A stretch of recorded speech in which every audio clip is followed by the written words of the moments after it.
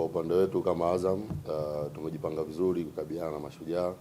Najua Mashujaa miongoni mwa timu nzuri, ni timu ambayo ina wachezaji wengi ambao wana uzoefu katika ligi yetu, lakini pia wana wachezaji ambao wana uzoefu, wengi wamecheza timu kubwa, lakini kitu kingine ni wana mwalimu ambaye ana uzoefu. Ukiangalia katika ukanda wetu wa Afrika Mashariki, miongoni mwa mwalimu senior Jamhuri Kiwel Julio. Kwa hiyo ni timu ambayo ina ushindani mzuri, lakini pia ukizingatia tumeshacheza nao takriban mechi mbili.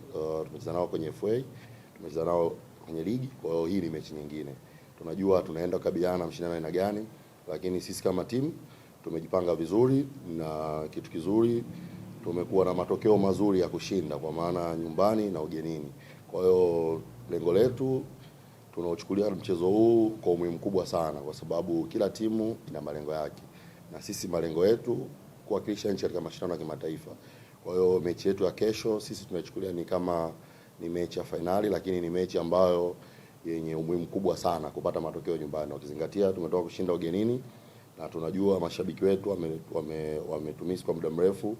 Kwa hiyo imani yangu kesho watajitokeza kwa wingi, na tunaomba jitokeze kwa wingi, waje kutupa support katika mchezo wetu wa nyumbani, na tunaahidi tutakwenda kufanya vizuri. Mashujaa ni timu nzuri, tulitoka sare, of course ni mechi ambayo tulidominate, tulitengeneza nafasi, lakini pia na wao wenyewe walitengeneza nafasi, lakini pia tukaenda kucheza nao mechi ya FA tulishinda, lakini mechi pia ilikuwa ngumu. Kwa hiyo tunajua tunakwenda kukabiliana na mshindano aina gani.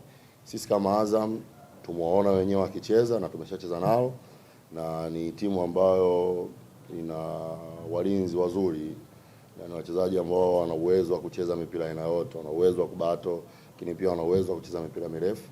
Kwa sisi kama timu tumejipanga kwenda kukabiliana na mshindani ambaye kwanza tunamfahamu, tumeshakutana naye zaidi ya mara mbili katika msimu mmoja.